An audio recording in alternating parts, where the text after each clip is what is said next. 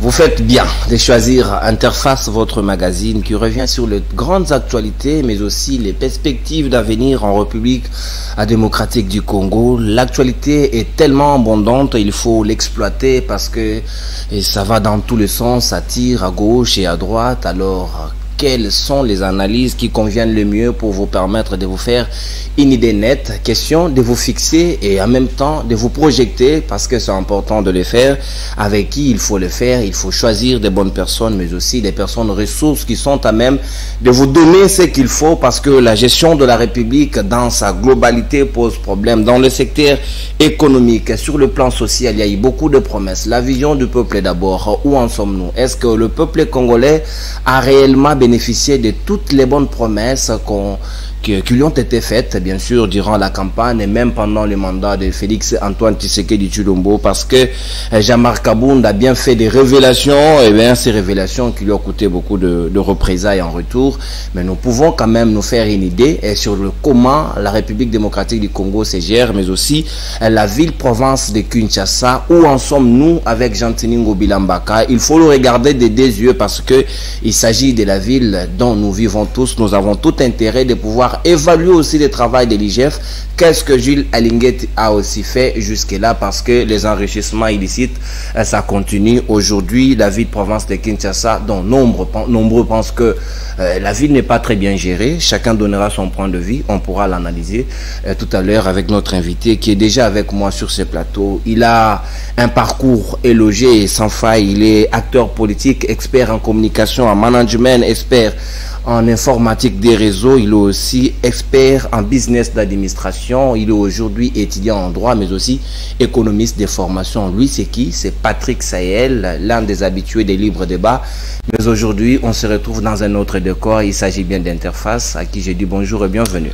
Bonjour très cher Nono. Je suis très heureux alors aujourd'hui de participer à cette émission pour la première fois. J'espère que ça ne sera pas la dernière, parce que c'est comme ça qu'on a commencé avec Libre Débat, et aujourd'hui c'est pratiquement une famille. Et bon, voilà, aujourd'hui Interface, j'espère que le séjour d'aujourd'hui sera meilleur pour nous. Les gens qui nous suivent à la maison seront édifiés, et que nous allons tant soit peu donner les solutions qu'il faut et dire la vérité là où il faut, et pourquoi ne pas aussi parler de la bonne personne qui doit être à la bonne place. Vraiment, et je me pose la question, vous avez un parcours très éloquent et très riche, vous avez beaucoup de formations. Comment vous avez eu le temps? Parce que vous avez l'air une mine très jeune, et beaucoup se disent que les dirigeants congolais, surtout ceux qui embrassent la politique, n'ont pas suffisamment de temps de pouvoir avoir un parcours aussi bavard comme le vôtre. Comment vous avez réussi on dit généralement que la connaissance crée l'aisance. Ben voilà. Dans ce souci-là d'être une personne aisée, quand je parle d'une personne aisée, je ne vois pas le côté financier. Je suis en train de parler de la personne faite. Une personne qui n'a pas défini sa vie par les avoirs, mais sa vie est définie par l'être. Alors, dans ce souci-là d'avoir une tête faite, pour ne pas parler de cette tête pleine qu'on trouve généralement ici et là à Kinshasa, on est derrière cette connaissance. Vous avez oublié, je suis aussi expert en communication, parce que j'ai un diplôme de licence en communication. Et vous avez fait l'IFATI comme moi. Voilà, donc c'est dans ce sens-là, et je ne me lasse pas d'étudier. Aujourd'hui, je fais la formation en droit, parce que chaque fois qu'on est sur le plateau de télé, il y a des gens qui viennent nous citer les articles. Pourquoi ne pas comprendre? Ils viennent nous citer. Ah ben ouais, ils viennent nous citer les articles pour ne pas, pour nous embrouiller un peu. Alors moi, je me suis dit, je vais quand même étudier le droit constitutionnel aussi, pour que chaque fois qu'on va m'emmener un article, j'aurai de quoi défendre ma position et dire à mon interlocuteur qu'il a faussé ou il a fauté. Donc voilà. C'est pourquoi on est derrière le droit aussi. Très bien, ça c'est très bien. Magnifique. En tout cas, ça vous avez mon soutien. Il faut étudier. Il faut encourager les gens à étudier, parce qu'en République démocratique du Congo, il faut suffisamment étudier, parce que dans beaucoup de secteurs, il faut apporter de l'expertise, apporter de la connaissance. On ne vient pas seulement découvrir la gestion sur le comment ça se passe. Et bien, d'entre deux jeux, je vous dirais, vous êtes fiers de la manière dont la Respublica est en train d'être gérée, où tous les ministres presque sont en vacances, le président de la République y compris, et ça fait quand même l'honneur du pays. Ah, vous me posez cette question de savoir si je suis content de la manière dont la République est gérée. Et ma réponse va vous déplaire si vous attendez que je dise que la République est gérée. C'est-à-dire que la RDC, aujourd'hui, c'est un pays qui est à la merci des incompétents, à la merci de ceux qui viennent pour empocher le peu que nous avions gardé dans nos maisons. Vous connaissez l'histoire avec le registre des téléphones mobiles qu'on a appelé RAM. Bon, le pays n'est vraiment pas géré. Vous savez, vous venez de dire quelque chose qui me fait peur au même moment et j'ai très mal de nos dirigeants aujourd'hui. Pendant que l'agresseur est à nos portes, pendant que l'ennemi est devant nous en train de massacrer les familles à l'Est, de tuer carrément les Congolais, nous avons un gouvernement qui sollicite d'aller en vacances. Les ministres se sont réunis. Sûrement, ils ont beaucoup travaillé, ils veulent un repos. C'est la grande question. Ils ont travaillé sur quoi? Parce que le pays est agressé, parce que l'ennemi est là, le Rwandais est là, l'Ougandais est là. Avant, on parlait de M23 qui frappait, aujourd'hui c'est ADF qui frappe. C'est-à-dire que ça vient de l'Ouganda. Et c'est en ce moment-là que les ministres réunis demandent le congé d'un mois. Et pire que ça, le président, lui, non seulement qu'il a accordé ce congé, lui-même il est parti en vacances. Il part en vacances à Marbella, en Espagne. Vous avez les vidéos. On vient d'apercevoir le président de la République avec Xavi, l'entraîneur de Barcelone. Et devant le président de la République... Autour d'un verre, et on fait des selfies, c'est pas si grave que ça. Ils sont en train de prendre le verre calmement, de siroter calmement, pendant que, calmement, il se coule en douce, pendant que le pays est agressé. Et vous savez que les vacances du président de la République, comment ça se passe? C'est l'État qui prend en charge. Pendant que je suis avec mon estimé en train de passer cette émission, le président, avec mon argent, il est en Espagne, en train de se couler, c'est-à-dire de prendre le verre avec Xavi. Et nous savons qui est Xavi. Nous savons que quand on veut prendre ne serait-ce qu'une photo, parce que Xavi, quand il vient, il sait qu'il vient devant le président de la République démocratique du Congo. Il n'est pas venu parce qu'il aime Fachi, il est venu parce que c'est un contrat. C'est-à-dire qu'on peut aussi dire que l'argent est sorti. Pour s'entretenir avec des stars. Mais c'est comme ça que ça se passe. Xavi, c'est pas... Même aujourd'hui, dans notre pays, pour rencontrer l'entraîneur de la République démocratique du Congo, les Léopards qui perd toujours là, pour rencontrer cet entraîneur-là, vous savez comment ça se passe. Mais imaginez maintenant que c'est Xavi. Merci bien, Patrick Sahel. Là, c'était juste en termes de biscuits. Et pire que ça, ouais. Le président a loué 3 villas à Marbella avec sa famille. Bon, pendant qu'il est là-bas en train de prendre le champagne, si les ADF, les M23 frappent ici, il va faire comment? Et le gouvernement est parti en congé. C'est-à-dire que là, il rentrera des sitôt, sûrement. C'est cette semaine, on a dit d'ici la fin de la semaine. Mais imaginez que pire arrivait. Imaginez que ADF frappe. C'est-à-dire qu'aujourd'hui, si jamais, excusez-moi, cette chose venait à arriver, la faute serait à qui? Parce qu'on n'a pas de gouvernement au moment où nous parlons maintenant. Ils sont en congé. Et le président est en vacances. Ils sont en congé, ils sont en vacances, Patrick Sahel, mais en attendant, nous allons les évaluer parce que nous les observons. Surtout vous les observez de près, avec un œil parfois d'expert. Et ça mérite quand même que nous puissions, aussitôt, ils sont en vacances, si nous pouvons nous donner ces leaks sur le plan économique. On va commencer par là parce que le gouvernement nous vante, le gouvernement nous dit on a mobilisé beaucoup de recettes, et les régies financières sont en osmose, il y a beaucoup de fonds à ces jours. On a même la réserve d'échange qui est aujourd'hui à 4 milliards, point quelque chose. Et vous pensez que le travail n'est pas fait jusque-là? Moi, je veux vous dire, cher Nonon, que les faits qu'on attend pour savoir que l'économie est stable, c'est le panier de la ménagère. Vous pouvez nous chanter qu'on a 4 milliards en réserve. Vous pouvez nous chanter les recettes que vous voulez. Mais est-ce que ça a de l'impact dans le panier de la ménagère? La maman qui sort le matin, elle va au marché. Qu'est-ce qu'elle rencontre au marché? Je vais vous dire quelque chose. Dans un village français, à Perpignan, vous savez, ils vivent de quoi? Des poulets qui viennent du Congo. C'est que nous, aujourd'hui, nous ne mangeons plus. Aujourd'hui, quand tu vois quelqu'un aller au marché, il préfère acheter Wilkie, il préfère acheter les poulets là qui viennent de l'étranger, les poulets frigorifiés déjà, avec les gènes cancéreuses. Mais en France, il y a tout un village, une seule personne est venue au Congo, il a acheté les poules, il a acheté les coqs, Il est allé faire son élevage ou sa poulailler, je ne sais pas comment je dois appeler ça. Et aujourd'hui, ils vivent de ça. Ils mangent bio. Des produits qui viennent de chez nous. Mais nous, aujourd'hui, on mange quoi? On mange les cuisses d'un oiseau qu'on ne saura jamais. On ne sait même pas si c'est un poulet ou quelque chose qui ressemble au poulet. On ne saura jamais si on mange l'épervier, on ne saura jamais si on mange quoi, je ne sais pas. Des trucs frigorifiés avec des cellules qui produisant le cancer. Nous, on meurt alors que nous avons des choses bio qui se mangent maintenant en France. L'économie aujourd'hui de la RDC est tenue par qui?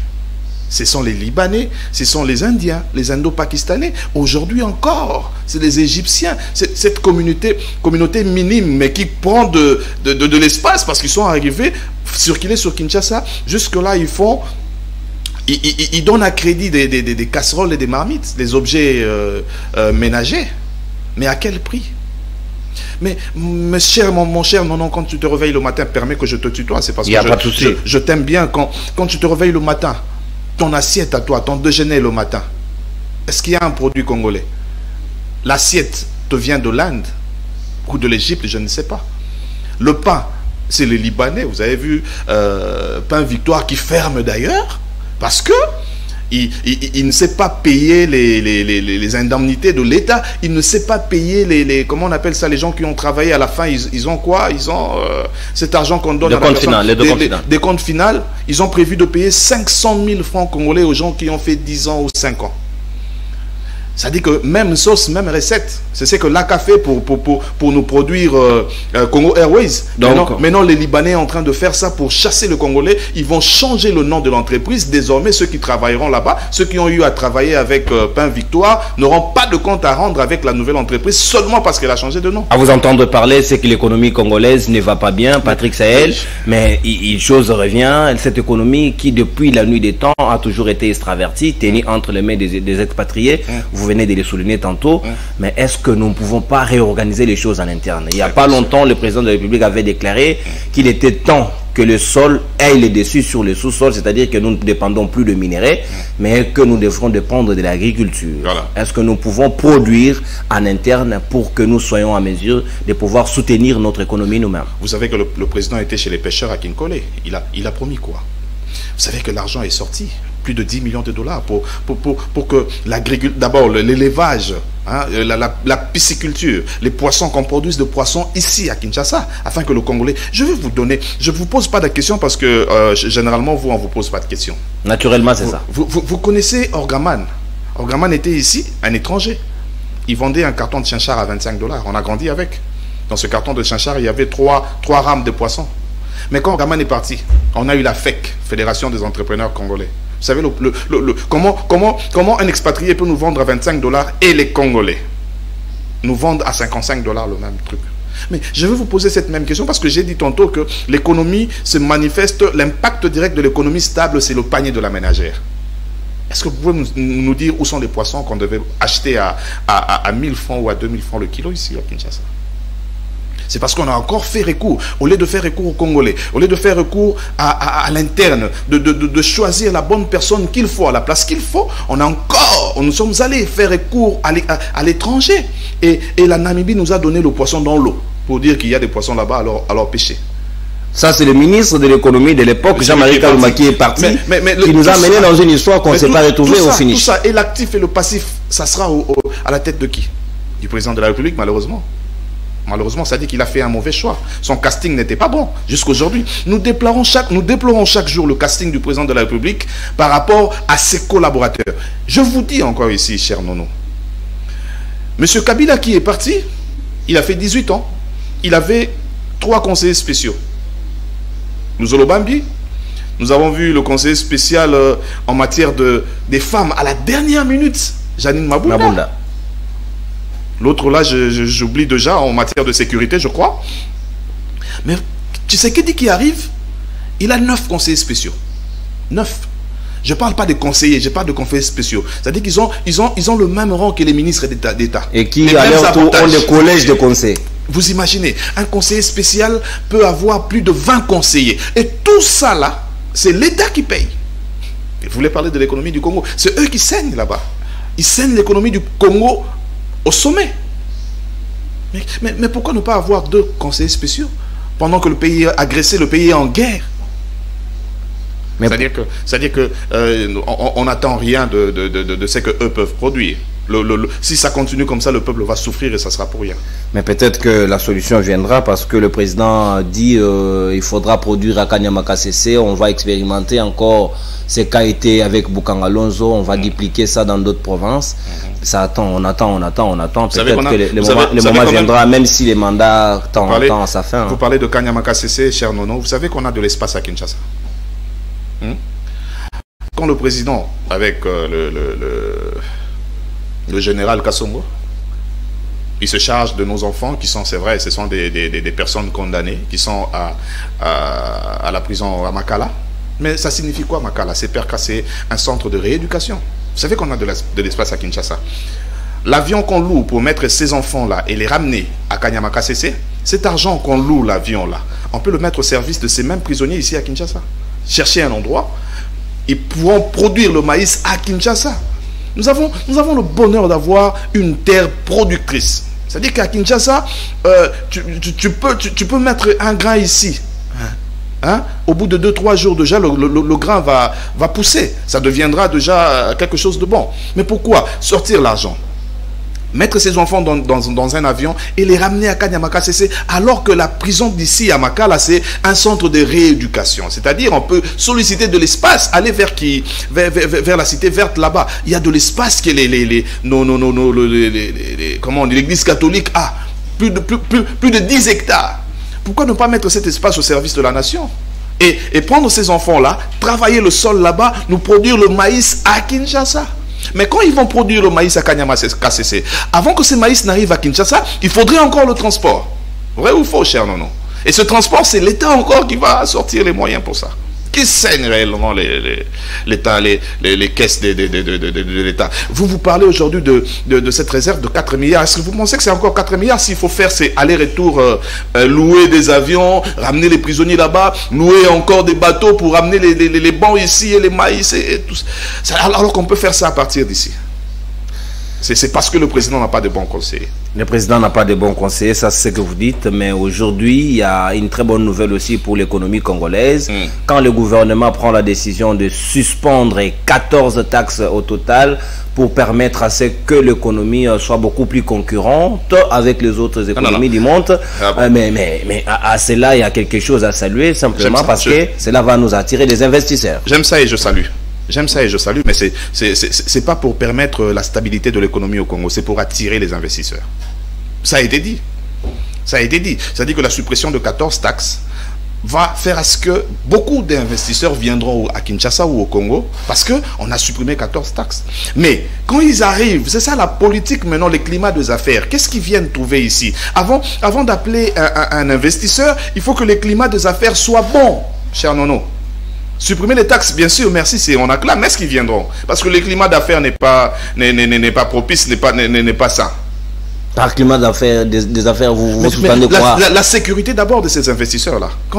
Il vous souviendra que dans ce pays, on a eu General Motors. Qu'est-ce qu'on a fait de General Motors? Ça a été pillé du côté de la Chambre. Vous voyez, mais imaginez que General Motors soit aujourd'hui à Kinshasa. On fabriquerait de véhicules ici.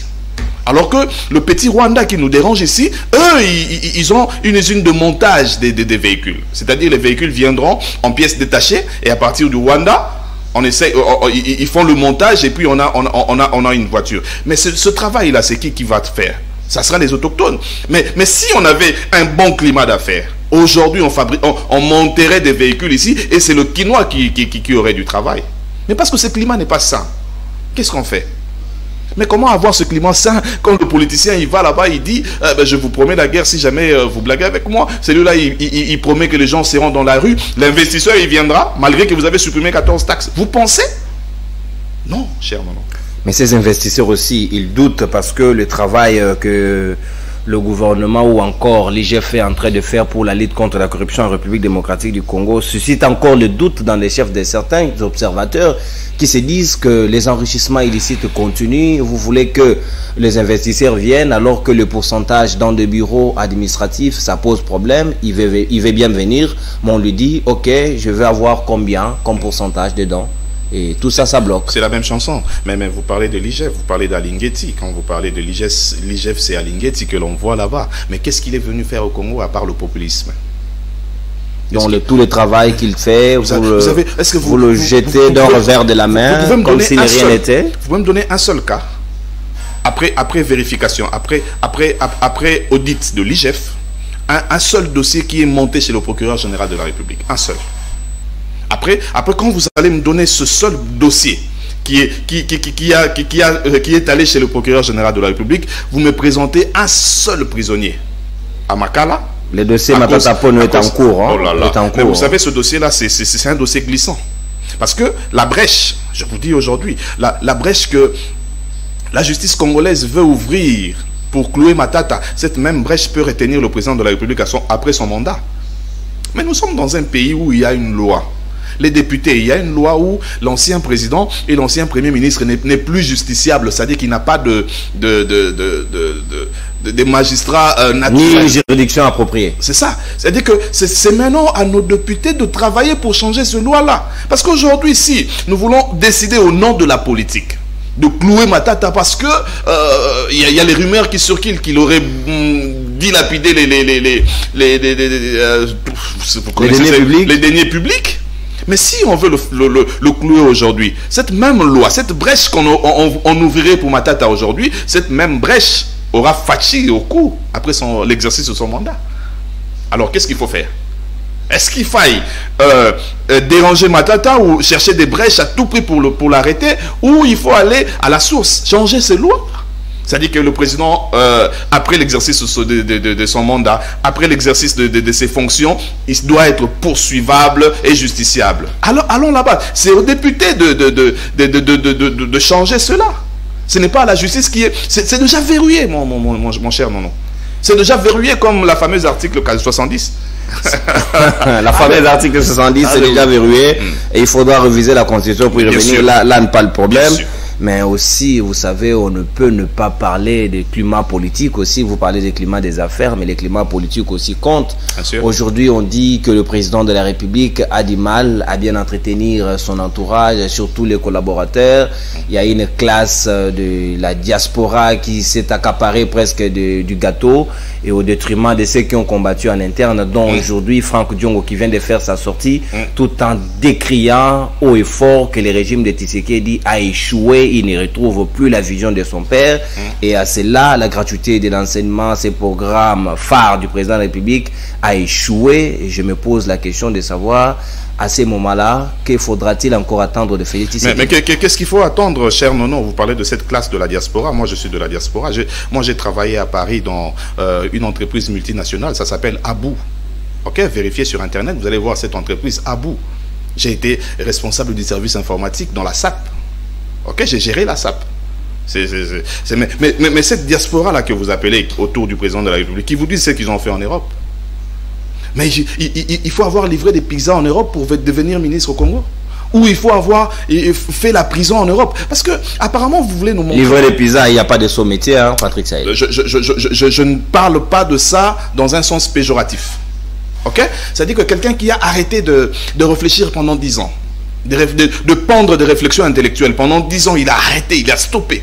Et cette même personne, vous la ramenez au Congo, pouf, conseiller du président de la République. Vous vous attendez à quoi?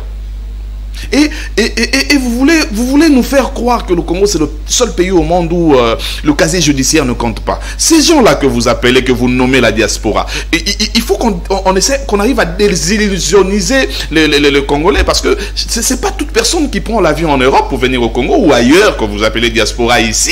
Ça ne veut pas dire que ces gens-là sont intelligents.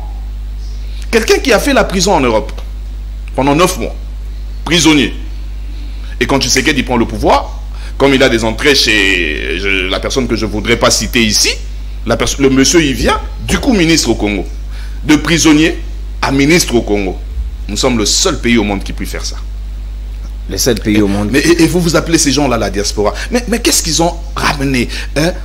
C'est quoi l'apport de ces personnes-là que vous nommez diaspora autour du président de la République? Qu'est-ce qu'ils ont fait? Ils donnent les bons conseils, il semble. Vous avez des vidéos. C'est-à-dire que c'est un club d'amis. Aujourd'hui, Kabound l'a dit hier, mais Kabound n'a fait que relayer ce que l'on dit chaque jour ici. Un club d'amis. Il vous souviendra que nous avons une vidéo où le président est entré dans une pièce et 2 de ses conseillers ne se levèrent pas. Vous vous souvenez? C'est-à-dire que ça montre à suffisance que c'est un club d'amis. Ils ne sont pas là pour les intérêts de la RDC. Ils sont là pour se partager le gâteau. Mais ce gâteau-là va devenir amer. Est-ce que cette attitude de Jean-Marc Kabound, cette attitude de Franck Diongo aujourd'hui, qui vient de s'ajouter sur la liste, ne veut pas planter un décor de frustrés? Des gens peut-être qui attendaient d'autres postes, mais qui aujourd'hui ne se retrouvent plus. Et voilà, et ils décident carrément de choisir un autre chemin. Je ne voudrais pas que vous mélangiez le blanc, parce que le blanc ne se mélange pas à autrui. Ok? Il faut pas associer serviette et torchon. Et qui est serviette? C'est-à-dire, nous avons vu le combat de M. Franck Diongo depuis. Kabound n'a rien fait, Kabound n'a rien dit, Kabound n'a fait que relayer ce que l'on dit chaque jour. Alors, ne comparez pas, ne mettez pas sur ce même diapason Kabound et Franck Diongo. Franck Diongo, c'est quelqu'un qui combat avec les idées. Kabound est venu dire ce que Patrick dit toujours. C'est-à-dire qu'il m'a suivi, et il a suivi ces gens que vous qualifiez des opposants aujourd'hui, ou d'opposants, passez-moi cette expression.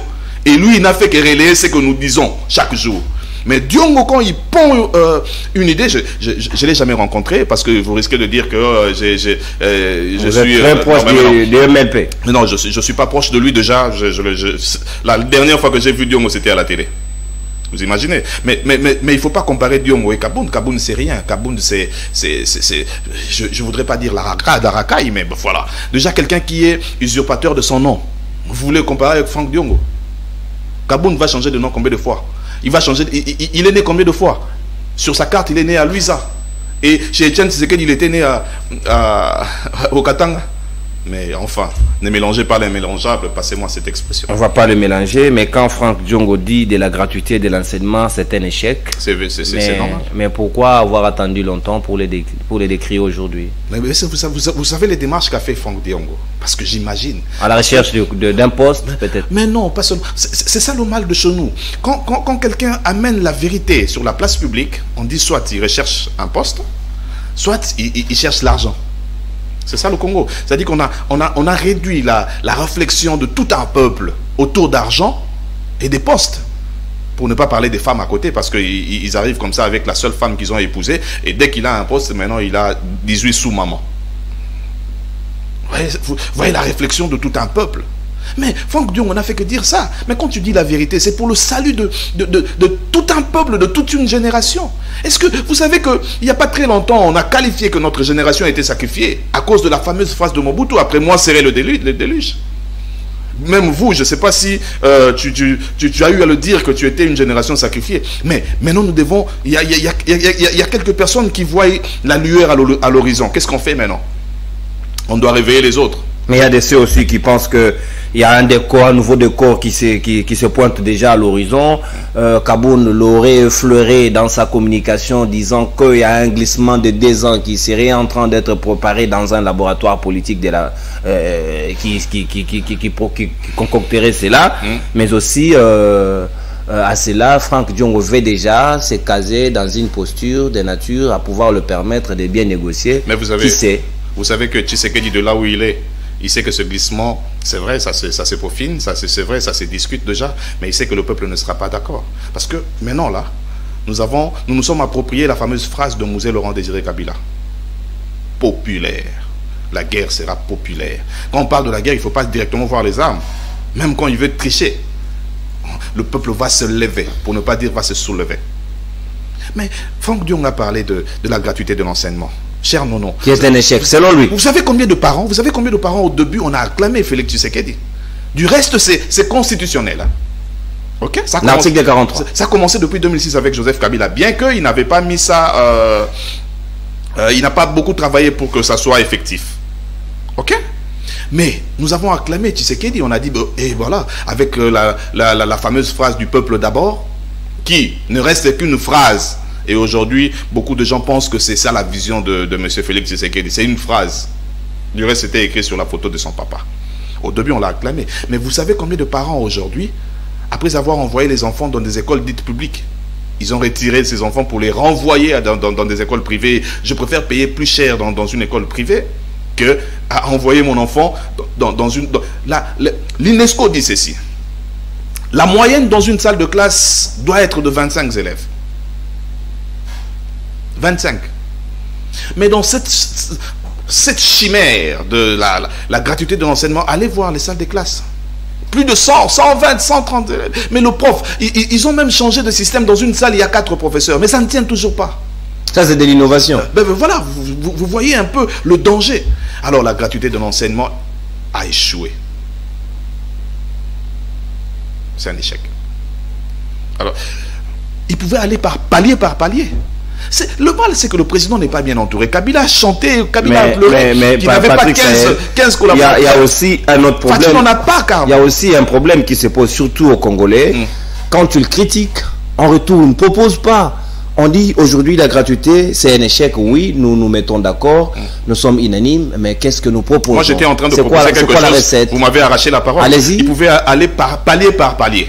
Palier par palier. Ça c'est revenir à la démarche que souhaitait Joseph Kabila à l'époque. Mais palier par palier, c'est-à-dire, bon, peut-être pas dans la démarche de Joseph Kabila de l'époque, mais déjà commencer avec les premières classes, les 2 premières classes, la première et la deuxième primaire. On dit, bon, cette année, c'est première et deuxième primaire, ils vont étudier gratuitement. Et on étudie, on voit qu'est-ce que ça donne pour ramener jusque dans les classes montantes. Mais quand vous chantez, vous sortez pour s'attirer la sympathie, je ne sais pas, de tout un peuple ou de la population, vous dites gratuité de l'enseignement. Alors qu'à côté, les catholiques avaient déjà 360 diocèses fictifs, avec des profs fictifs. Les catholiques? Oui, c'est clair. Le catholique avait 360 diocèses fictifs. Et tout ça, est-ce que cette pratique-là n'était pas aussi nuisible pour la gratuité de l'enseignement? C'est tout ce qui a fait que la gratuité soit un échec. Parce qu'il faille étudier en amont et en aval avant de lancer, comme l'annonce de la manne aux Congolais. Est-ce que les 360 diocèses, parce que dans les diocèses, on compte plus de 500 écoles. Mais quand on en a 360 diocèses fictives, imaginez combien d'écoles on a créé, des écoles fictives, combien d'enseignants fictifs on a créé, et l'État sort l'argent pour payer ces gens-là, des gens qui n'existent pas, et l'argent va chez le prélat.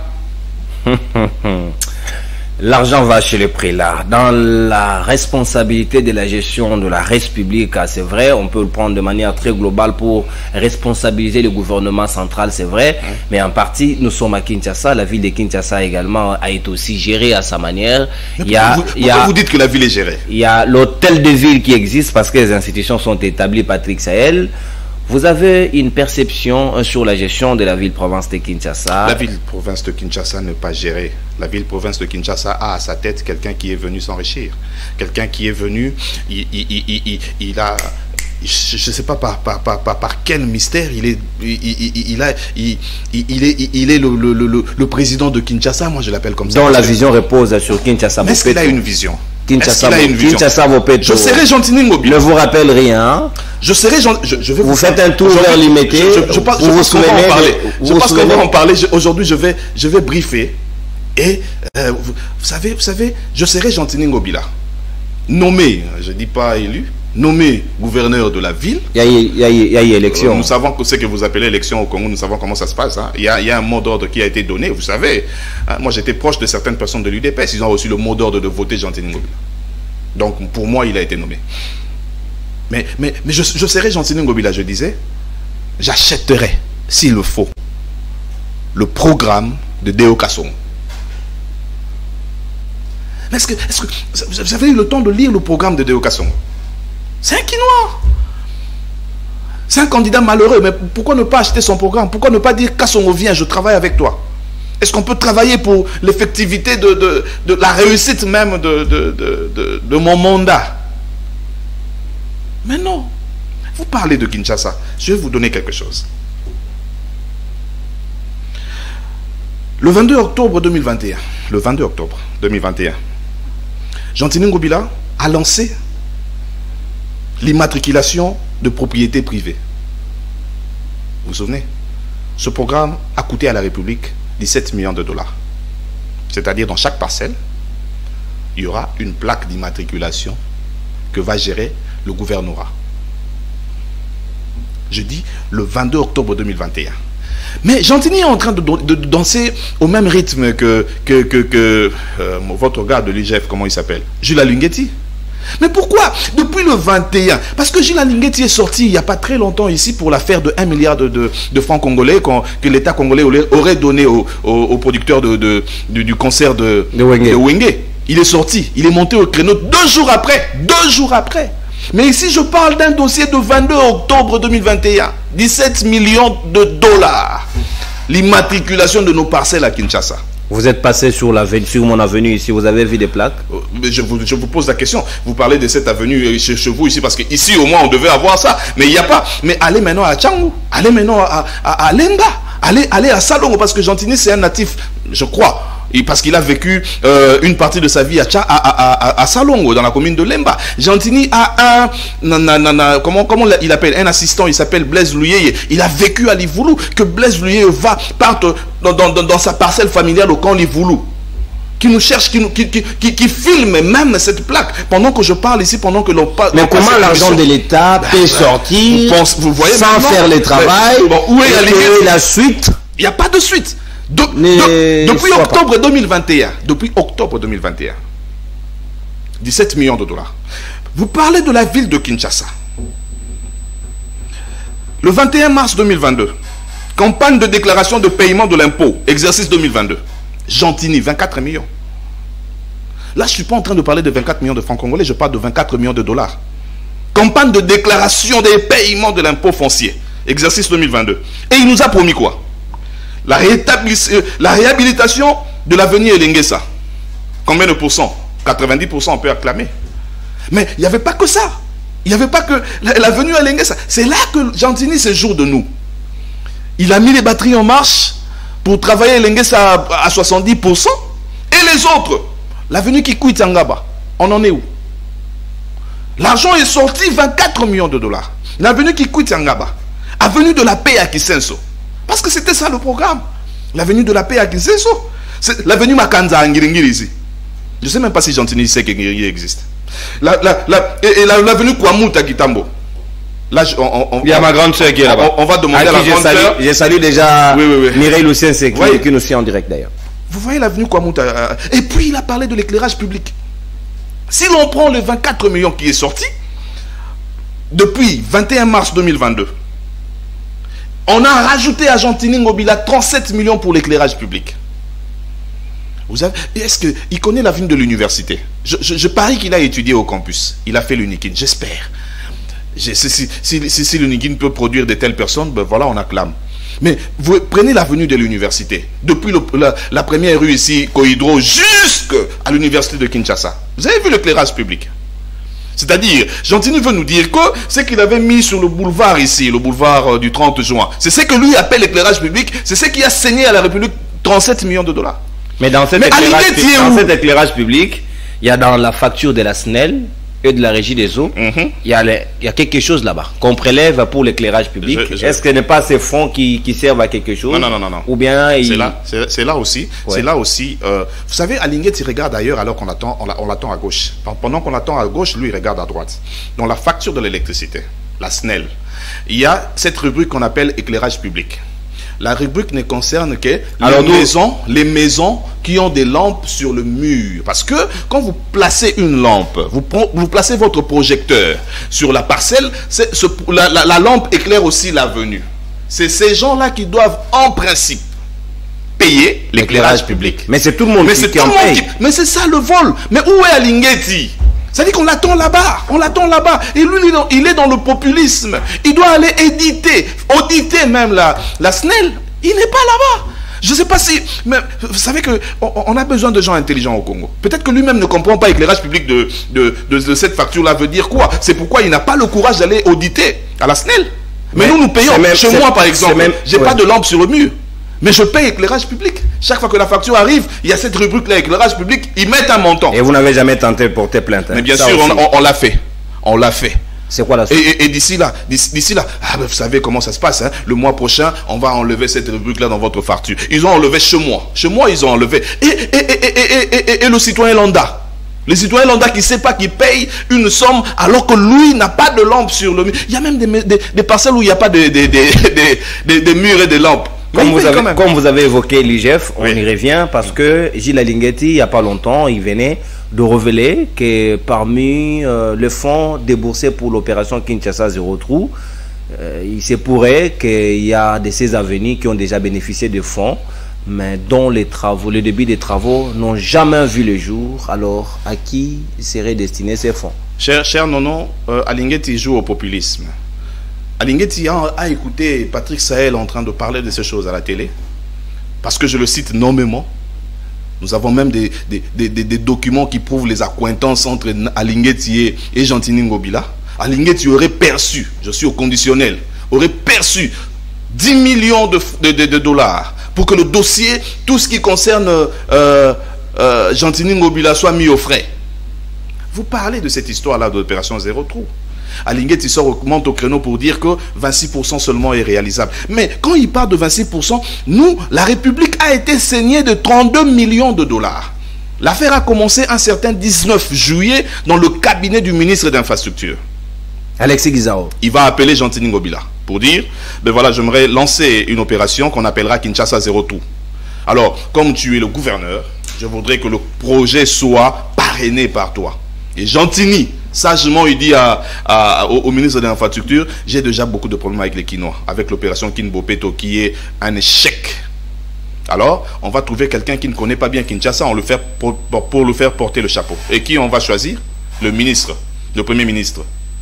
Jean-Michel Samalukonde. Samalukonde, qui ne connaît même pas où se trouve Matete.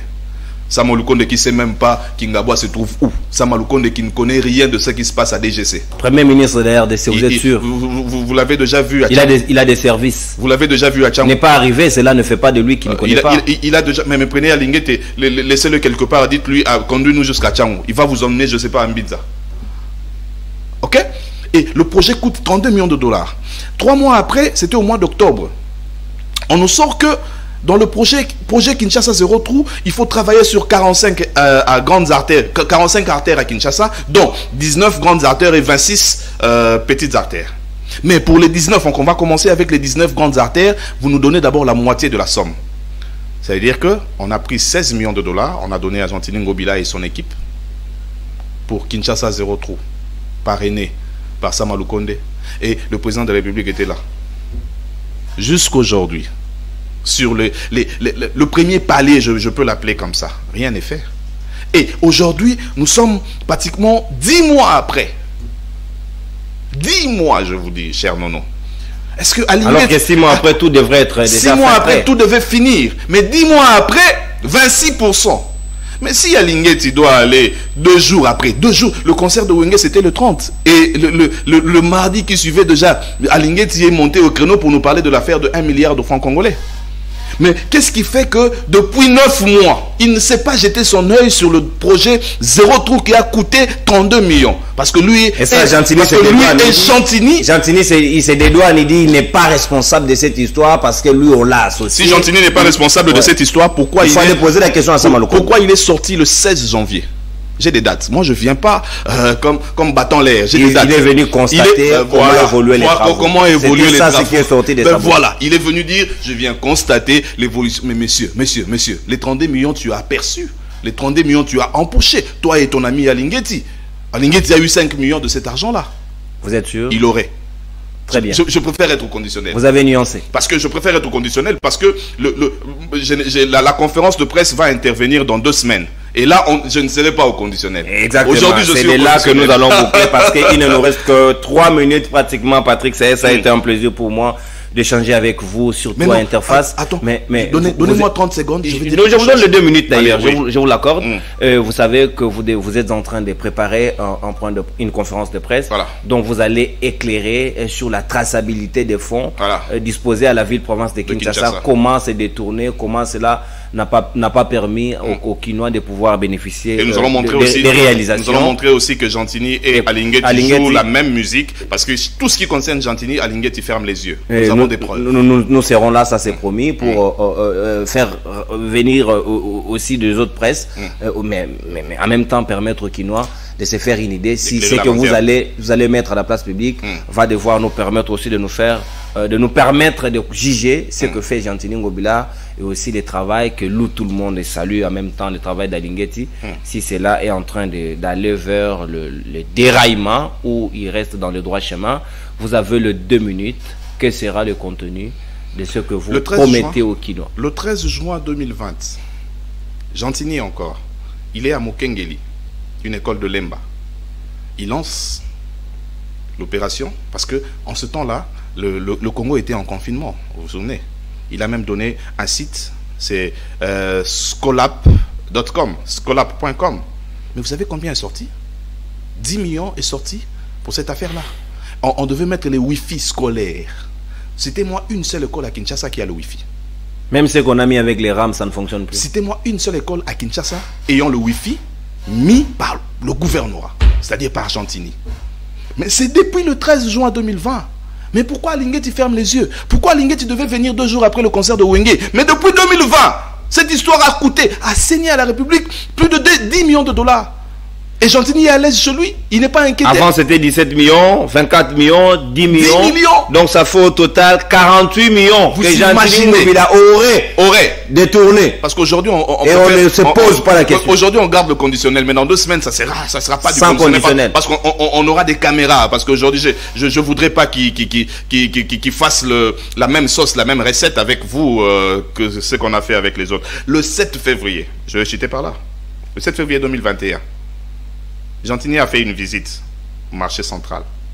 Le projet de marché central, vous savez, les gens qui ont fait le projet en 3 dimensions de la construction, de ce que sera la construction du marché central, il y a eu 2 équipes. Les 2 équipes ont empoché 300 000 $, 300 000, juste pour la conception. Et le 7 février 2021, Gentini nous a promis le 7 février 2021 que les travaux au marché central prendraient 15 mois. Et aujourd'hui, il y a combien de mois déjà? Vous voulez aller voir ce qui se passe là-bas? Rien ne s'est fait. Mais dans ce projet du marché central, le ministre des Finances, Nicolas Kazadi, est-ce qu'il peut nous dire pourquoi sa femme empoche 100 millions de francs congolais chaque mois pour l'assainissement? Parce que quand on casse, il faut chasser les débris, il faut enlever les débris. Mais on a donné la charge d'enlever les débris à la femme de Nicolas Kazadi, le ministre des Finances de la génération du Légelou. Cette femme n'est jamais arrivée au marché central, soit disant que le marché est trop sale, je ne mettrai pas mes pieds. Merci bien. Mais elle empoche quand même, je dis bien chaque semaine, 100 millions de francs congolais. Chaque semaine, les documents il y a. Merci beaucoup. Et tout ça sera déballé dans 2 semaines. Toutes ces révélations, le rendez-vous dans 2 semaines. Nous serons là. Patrick Sahel, l'honneur a été nôtre de pouvoir vous recevoir sur ce plateau d'interface. Sûrement, les Congolais ont aussi tiré leur épingle du jeu. Nous sollicitons aussi votre attention encore pour le nouveau numéro d'interface qui interviendra plutôt cette fois-là. Ce sera le vendredi avec les conseillers du ministre des Affaires étrangères, où nous allons évaluer la diplomatie congolaise. Où en sommes-nous jusque-là? Ce sera avec Philippe Kazadi, qui est aussi le secrétaire national en charge de la communication du parti de Christophe Lutundula. Patrick Sahel, merci d'avoir été le nôtre. Nous allons nous retrouver sûrement à un prochain numéro, parce que vous êtes un invité poignant avec beaucoup de casquettes aussi. Vous êtes expert en management, expert en communication, expert aussi en informatique des réseaux. Et aussi vous êtes expert en marketing, aussi en business d'administration. Et étudiant en droit comme Kaboun. Ah ben oui. Ben non, hein. Ben non, je vous ai dit, il ne faut pas associer serviette et torcheron. Merci. Ça c'était de la taquinerie, ne vous en faites pas.